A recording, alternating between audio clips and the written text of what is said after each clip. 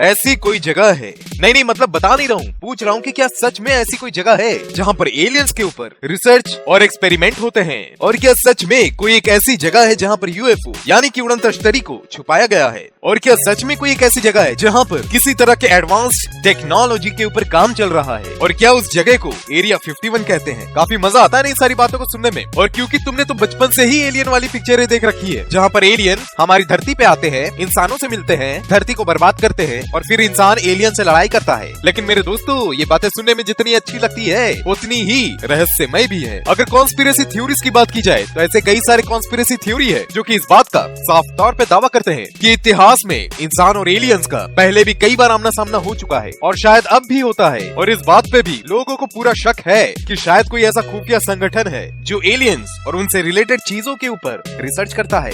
और कुछ conspiracy theories के हिसाब से उनमें से एक है एरिया 51। तो आज के वीडियो में हम लोग बात करेंगे एरिया 51 के बारे में कि क्या सच में एरिया 51 मौजूद है, और अगर वो मौजूद है तो क्या वो सच में एलियंस और उनसे रिलेटेड प्रोजेक्ट्स के ऊपर काम करती है, और इन बातों में इतनी सच्चाई है। तो हेलो दोस्तों, तो कैसे हैं आप लोग? तो अब यहाँ पर आप मेरी बात सुन लो जो कि मैं अक्सर बोलता हूँ। अगर आप नए हो और इस चैनल में पहली बार आए हो तो इसे फटाफट जल्दी से सब्सक्राइब कर लो, और ये चैनल और ये वीडियो अगर आपको कहीं पर भी खुश कर पाई तो उसी वक्त इस वीडियो को लाइक जरूर करना और शेयर भी जरूर करना। तो चलिए फिर इस वीडियो को जल्दी से शुरू करते हैं। तो इस सदी का दूसरा सबसे बड़ा सवाल, पहला तो है कि कटप्पा ने बाहुबली को क्यों मारा, और दूसरा सबसे बड़ा सवाल तो ये है कि क्या सच में एरिया 51 नामक कोई जगह है? तो जिनको नहीं मालूम उनके लिए तो सुन लो, नहीं सुन लो, ये बात सच है कि एरिया 51 सच में मौजूद है और वहाँ पर खुफिया तौर पे सही में रिसर्च वगैरह चलता रहता है। दरअसल area 51 United states of America की एक जगह है, निवाडा में स्थित एक सीक्रेट मिलिट्री और यूएस एयरफोर्स फैसिलिटी है, और ये यूनाइटेड स्टेट्स ऑफ अमेरिका के डिफेंस का एक बहुत बड़ा हिस्सा है जिसकी स्थापना 1955 में हुई थी, जो कि लंबाई में 37 किलोमीटर लंबा है और चौड़ाई में 40 किलोमीटर है, और सैटेलाइट से ये एक रेक्टेंगल की तरह नजर आता है। अगर देखा जाए तो एरिया 51 अमेरिका का सबसे बदनाम राज है। दरअसल 2013 से पहले कभी भी अमेरिका और उसके किसी भी गवर्नमेंट एजेंसीज ने इस बात को ना ही कभी माना और ना ही इस बात का कभी खुलासा किया कि एरिया 51 नामक कोई जगह है और वो हकीकत में निवाडा में मौजूद है। और फिर क्या था, 2013 में CIA ने इस बात का प्रमाण दिया कि एरिया 51 नामक एक जगह है और वो सच में निवाडा की गहराइयों में जिंदा दफन है। लेकिन इससे पहले भी 2005 में जॉर्ज वाशिंगटन यूनिवर्सिटी के एक डिपार्टमेंट नेशनल सिक्योरिटी आर्काइव ने, जिनका काम है शोध करके जानकारी इकट्ठा करना, एरिया 51 के बारे में कुछ जानकारी की मांग की, और उनको बदले में जानकारी तो मिली, लेकिन भैया ऐसा है कि इतना आसान नहीं ना है कि आपको कोई भी अपना खुफिया राज इतना आसानी से बता दे। तो हुआ ऐसा ही, उनको तो इन्फॉर्मेशन यानी कि जानकारी तो दी गई लेकिन अधूरी, जिसमें ये बात बताया गया कि एरिया 51 कोई भी सीक्रेट प्रोजेक्ट के ऊपर काम नहीं कर रहा है।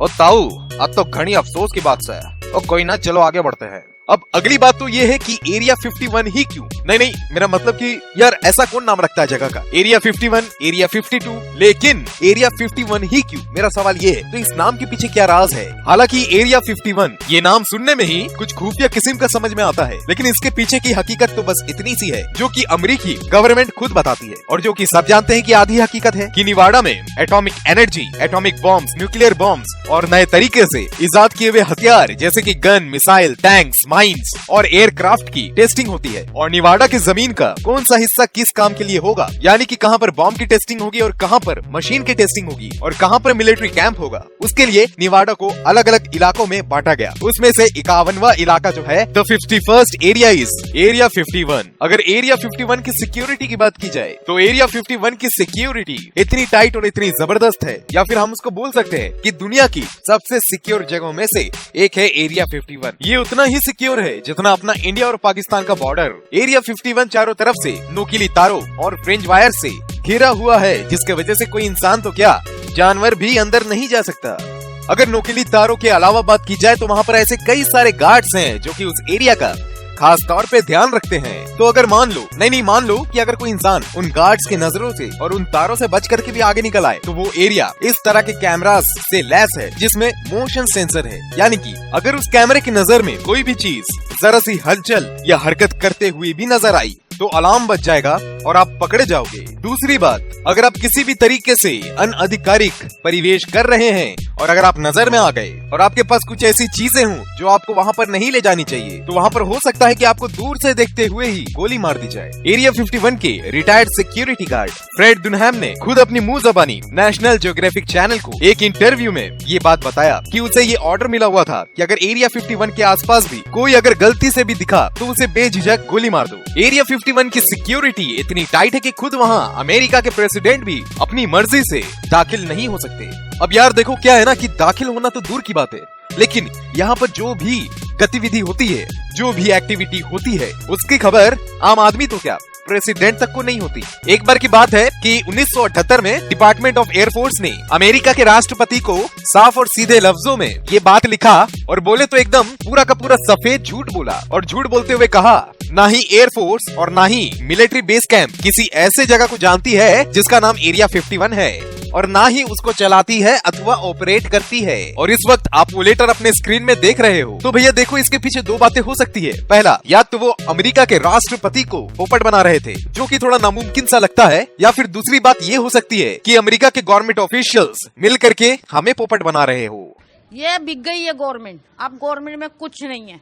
चलो तो एक और बात मैं आपको बताता हूँ कि हाल में ही गूगल ने कुछ वक्त पहले एक तस्वीर, एक फोटो जारी किया। वो तस्वीर सैटेलाइट द्वारा ली गई थी और उस सैटेलाइट तस्वीर में साफ तौर पे एक घर दिख रहा था, उसका गार्डन दिख रहा था और उस गार्डन में रखा हुआ था एक बारबेक्यू मशीन जिसमें कबाब बनाए जाते हैं। हालांकि वो सैटेलाइट से ली गई तस्वीर थी, लेकिन इसके बावजूद वो तस्वीर इतनी साफ थी कि उसमें रखे गए कबाब कितने हैं, यानी कि उस मशीन में मौजूद कितने कबाब थे उनको गिना जा सकता था। तो चलो वापस मुद्दे पे आते हैं दोबारा। अगर गूगल इमेजेस की बात की जाए तो अगर गूगल इमेजेस से आप अगर निवाड़ा के उस एरिया 51 वाले एरिया को देखोगे तो वहाँ पर आपको कोई बेस कैंप नहीं दिखेगा, लेकिन हकीकत तो ये है मेरे दोस्तों कि एरिया 51 में एक बहुत बड़ा बेस कैंप है। उनका खुद का प्लेन उतरने और लॉन्च होने के लिए 3 से 4 रनवे है, जो कि काफी बड़ा है और इतना बड़ा है कि आराम से नजर आ सकता है। तीसरी चीज जो है, वहाँ पर एक लेक है, एक झील है जिसका नाम ग्रूम लेक है, और ये सब के सब चीजें कभी भी आपको गूगल मैप में नहीं नजर आएगी। तो अब यहाँ पर ये सवाल उठता है कि अगर एरिया 51 महज एक छोटा सा जगह है जहाँ पर कोई भी छुपा हुआ काम नहीं होता, तो पूरी की पूरी अमेरिका और उसके सारे के सारे गवर्नमेंट ऑफिशियल्स क्यों एरिया 51 को छुपाने में लगे हुए हैं? काफी सोचने वाली बात है। अब आते हैं सबसे खुफिया मुद्दे के ऊपर कि क्या इस बात में सच्चाई है कि एरिया 51 एलियंस और उससे रिलेटेड चीजों के ऊपर एक्सपेरिमेंट कर रहा है, और अगर ये बात सच है तो इस बात के क्या सबूत है? दरअसल एरिया 51 और उससे जुड़े एलियन कॉन्स्पिरेसी थ्योरी की शुरुआत तो 1989 से हुई, जब लास वेगस के एक न्यूज चैनल ने रॉबर्ट लजार के साथ एक इंटरव्यू किया। अब यहाँ पर एक और सवाल उठता है कि आखिर ये रॉबर्ट लजार कौन है? तो दरअसल रॉबर्ट लजार वो बंदा था जिसने अपने इंटरव्यू में खुद बताया कि वो एरिया 51 में बतौर साइंटिस्ट काम करता था और उसका काम था उड़ती हुई चीजों से, यानी कि यूएफओ उड़न तश्तरियों में से एनर्जी यानी कि ऊर्जा का मुख्य स्रोत को निकालना, और उसमें वो उड़न तश्तरी भी शामिल थी जो कि 1947 में न्यू मैक्सिको के रॉसविल शहर में मिली थी। अच्छा हाँ, मैंने तो ये भी नहीं बताया। दरअसल 1947 में, ऐसा लोगों को लगता है, 1947 में न्यू मैक्सिको के एक शहर रॉसविल में एक यूएफओ यानी कि उड़न तश्तरी क्रैश हुआ था और उसमें लोगों को एक दूसरे ग्रह के प्राणी का डेड बॉडी यानी कि शव भी बरामद हुआ था, और लोगों का ऐसा मानना है कि आज भी उस उड़न तश्तरी के ऊपर और उस शव के ऊपर एक्सपेरिमेंट चल रहा है। दरअसल रोजवेल का ये एलियन कॉन्स्पिरेसी के ऊपर कई सारे लोगों ने अपनी राय दी है। उनमें से कुछ गवर्नमेंट ऑफिशियल्स का ये कहना है कि दरअसल रोजवेल में जो क्रैश हुआ था वो कोई यूएफओ नहीं था, वो एरिया 51 में बनाया गया एक प्लेन था जो कि टेस्टिंग के दौरान दुर्घटनाग्रस्त हो गया था। और दरअसल उस वक्त अमेरिका बाकी के देशों में अपना दबदबा कायम करने के लिए, जिसमें से एक थे सोवियत यूनियन, कुछ नए तरह के विमान और एयरक्राफ्ट के ऊपर रिसर्च कर रहा था। उन विमानों को इस कदर डिजाइन किया गया था कि वो किसी भी कंट्री के, किसी भी देश के, खासतौर पे सोवियत यूनियन के रेडार में ना दिखे, और इस चीज के लिए अमेरिका को उस विमान के डिजाइन के साथ काफी छेड़छाड़ करना पड़ा। और इसी वजह से वो जो विमान था, वो विमान तो नहीं लेकिन कुछ अलग किस्म का स्पेस क्राफ्ट की तरह नजर आता था। और जब वो एयरक्राफ्ट रॉसविल शहर में क्रैश हुआ तो लोगों को ऐसा लगा उसके डिजाइन की वजह से कि ये कोई यूएफओ है जो कि धरती पे क्रैश हो गया है। दूसरी तरफ मैं बात करूं तो हालांकि रोजवेल क्रैश के ऊपर एफबीआई ने ऐसे कई सारे रिपोर्ट निकाले जिसमें साफ तौर पे ये लिखा हुआ था और उससे ये पता चल रहा था कि रोजवेल शहर में सच में एक यूएफओ क्रैश हुआ था, और साथ ही साथ कुछ और यूएफओ देखे जाने की भी बातें शामिल थी। अब इस बात को देखो, समझो, पता नहीं इस बात में कितनी सच्चाई है, ये तो वो सारी बातें हैं जो हमें अमेरिकी गवर्नमेंट ने बताया है। दूसरी तरफ एक और बात ये है, कुछ लोगों का ये भी मानना है कि उसामा बिन लादेन को पकड़ने के लिए जो विमान अमेरिका ने डिजाइन किया था वो भी एरिया 51 में ही बना था। चलो हम लोग एक और शख्स की बात करते हैं।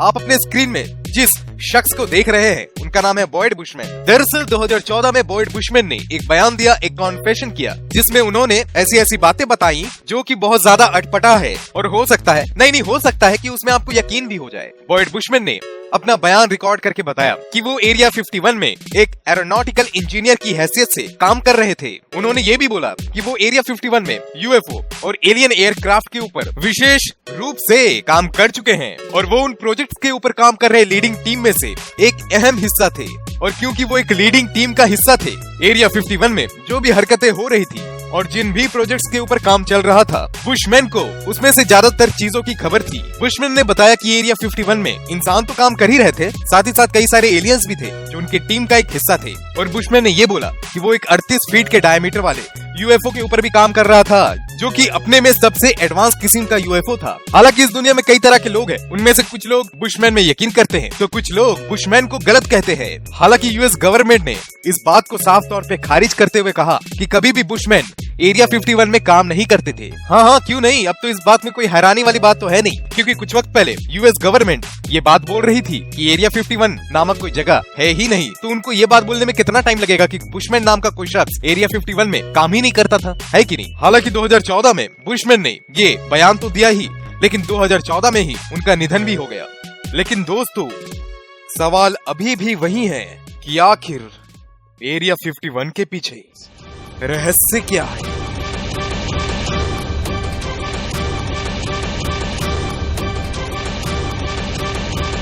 ओके, चलो सॉरी, बहुत ज्यादा हो गया, मुझे पता है। अब क्या है ना कि कई सारी चीजों के ऊपर हम लोग बात कर चुके हैं और पिछले 10 मिनट से मैं लगातार बिना रुके बोला जा रहा हूँ, तो उस वजह से मेरा दिमाग पूरा आउट हो चुका है। लेकिन दोस्तों, इस बात को देखो और समझो कि अगर सच में वहाँ किसी टॉप सीक्रेट प्रोजेक्ट के ऊपर काम चल रहा है तो यकीन मानो, आप कितनी भी कोशिश कर लो, आपको वो सारी चीजों के बारे में कभी भी पता नहीं चलेगा, क्योंकि हम वही सारी चीजें देखते हैं, सुनते हैं और जानते हैं जो कि गवर्नमेंट और उनके ऑफिशियल्स हमें बताते हैं। तो भैया देखो, मेरा ऐसा मानना है कि कोई भी इस मुद्दे तक नहीं पहुंच सकता कि आखिर एरिया 51 में क्या चल रहा है और उस बातों में कितनी हकीकत है, कितनी सच्चाई है।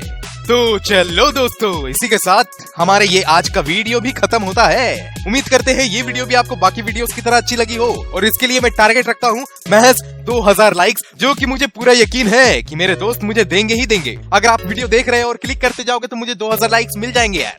और मैं चाहूंगा कि ये वीडियो अगर आपको पसंद आई तो इसे ज्यादा से ज्यादा शेयर करें, और जो मुझसे पर्सनली बात करना चाहते हैं वो मेरे फेसबुक पेज में आ सकते हैं, जो कि है facebook.com/learnerboy01। और जिन्होंने भी हमारे चैनल को अभी तक सब्सक्राइब नहीं किया है, ए भाई कर लो। तो दूरदर्शन में आज इतना ही दोस्तों, मिलते हैं आपसे अगले वीडियो में, तब तक के लिए नमस्कार।